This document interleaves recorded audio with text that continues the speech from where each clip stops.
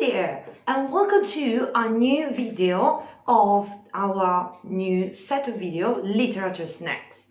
Now, in these videos, we are trying to make short videos about literature so that you can, for example, learn something new, or we can trick your curiosity toward literature. Today, we're talking about Fahrenheit 451.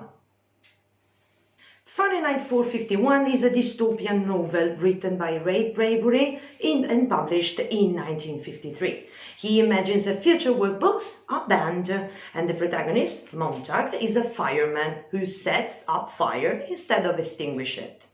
The book is focused on the critical question on how to preserve someone's mind in a society where there is no free will, no self-expression, and no curiosity.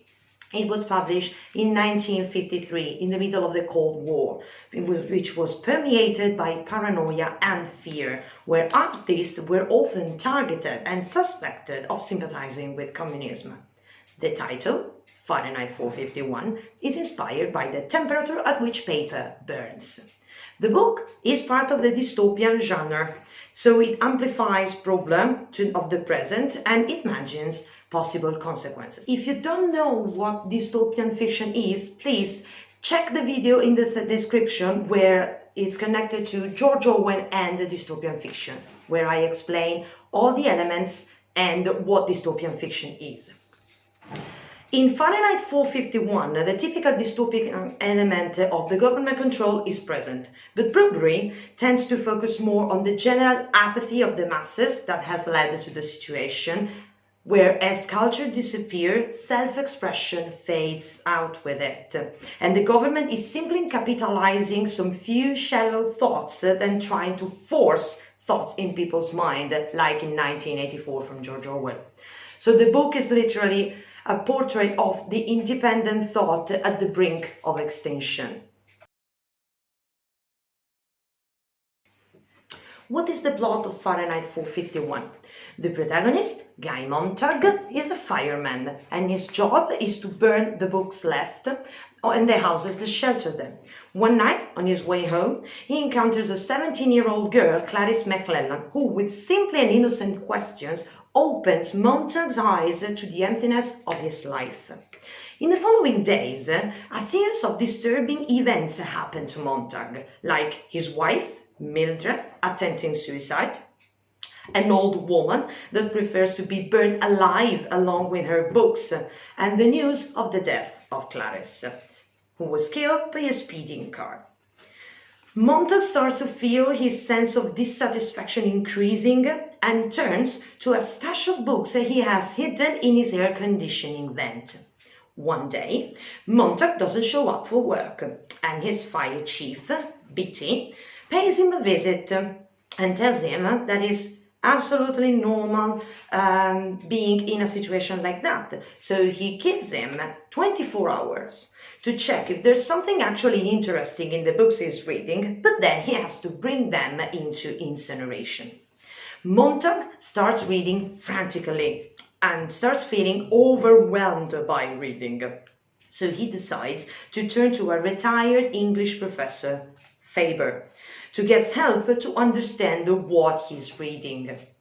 Faber tells Montag that reading is not enough.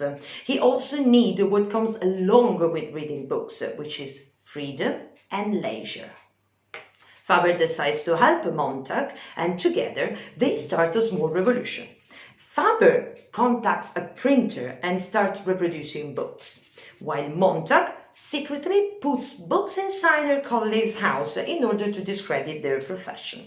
While Montag is at work one day, the fire alarm sounds, and when they get to the house, Montag finds out that it's his own house and that his wife betrayed him.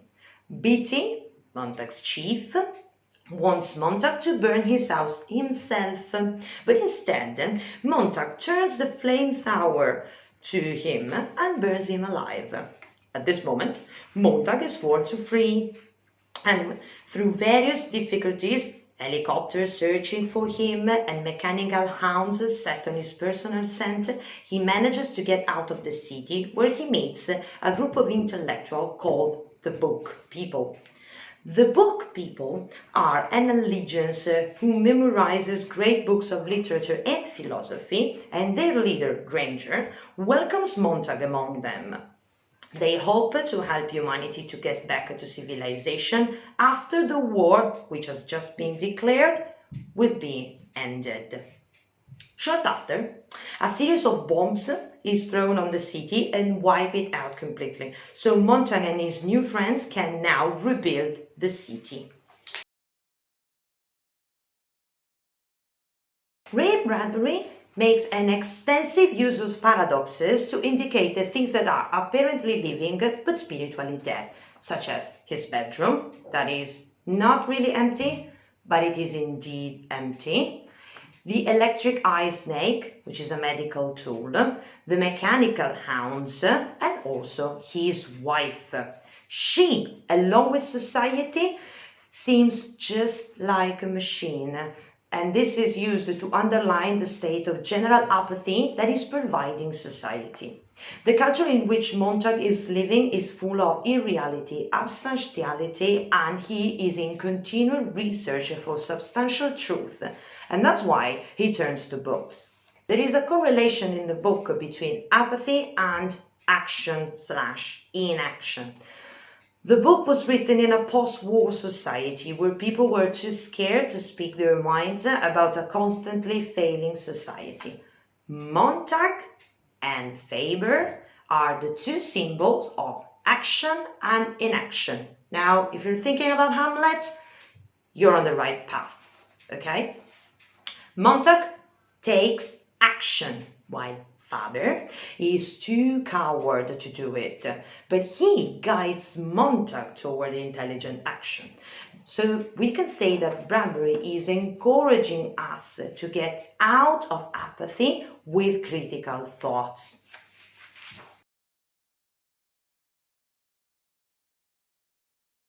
As in Orwell 1984, mass media is preponderantly present, where we see entire walls as television, and they can call people by their own name, and they can also react with the actors.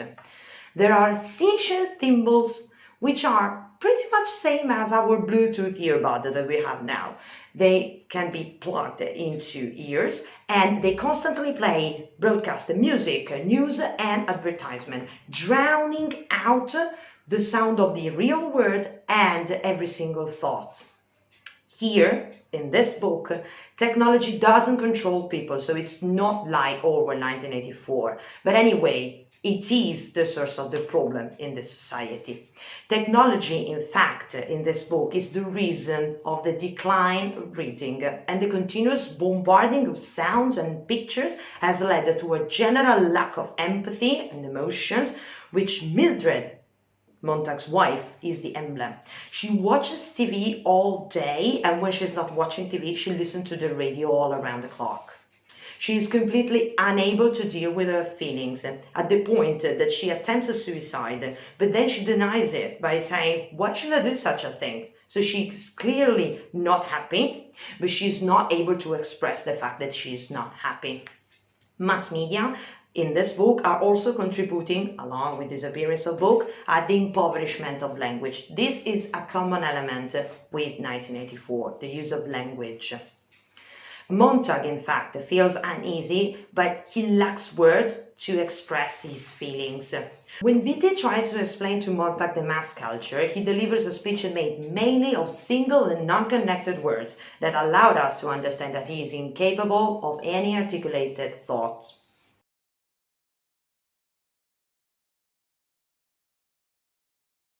The theme of censorship has always been a symbol of governments of higher institutions to discourage and suffocate freedom and thinking of expression. The idea of burning books was inspired to Bradbury by two facts: the burning of the Library of Alexandria in 48 DC, and the act of burning books performed by the Nazi and the fascist regime. But anyway, censorship in Fahrenheit 451 doesn't start from the government. It comes from the people themselves.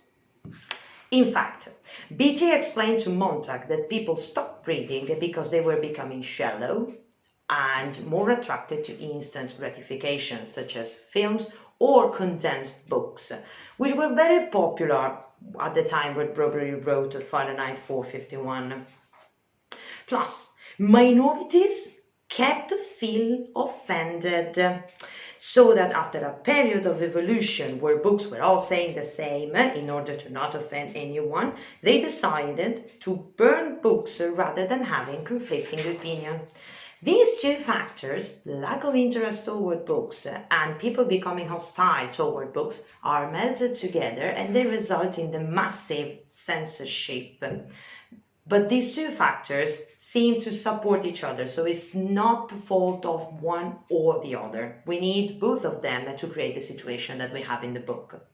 Bradbury is more concerned with the fact that mass media will suffocate freedom of speech, just as any totalitarian regime.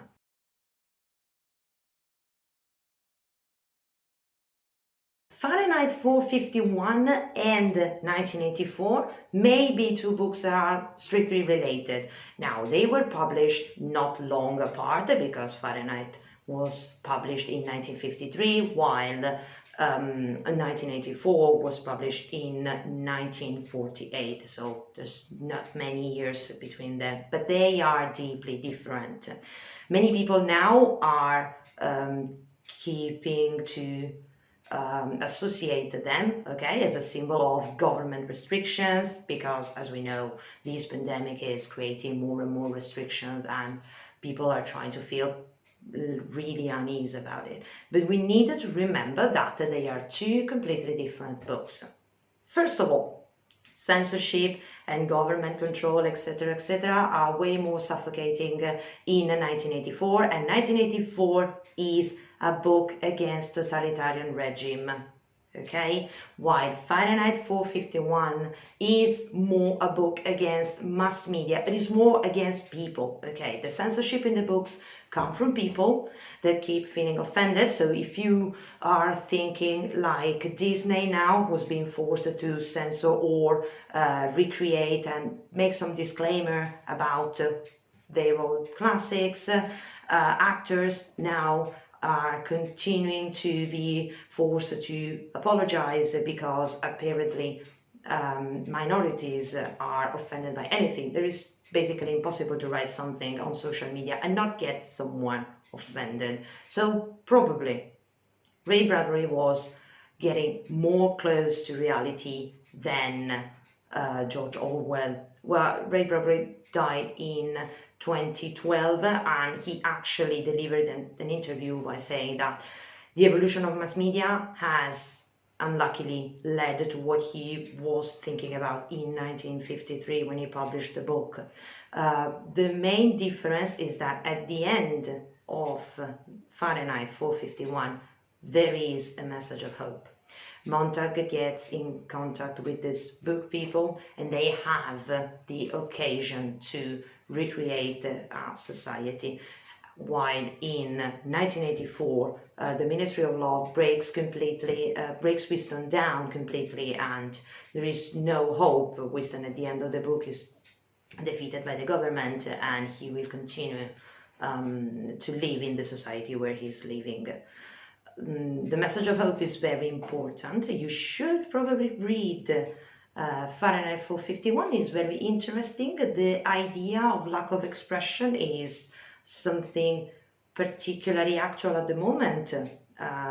We have a big problem. People are actually turning to the internet to read the summarizing of books. They prefer watching the film, and the reading of books for some people, not for everybody, has a bit lost the idea of getting lost in a book. Just take your time. If you need 2 months to read a book, well, that is fine. If you need just 2 weeks to read a book, it's fine as well. The most important thing is that you enjoy the book, you get in touch with what the writer wanted to tell you, and then you can share that on the social media.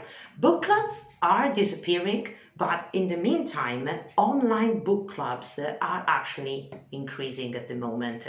You can turn to one of them, probably, to read a new book, or hearing some discussion about a book that you didn't know before.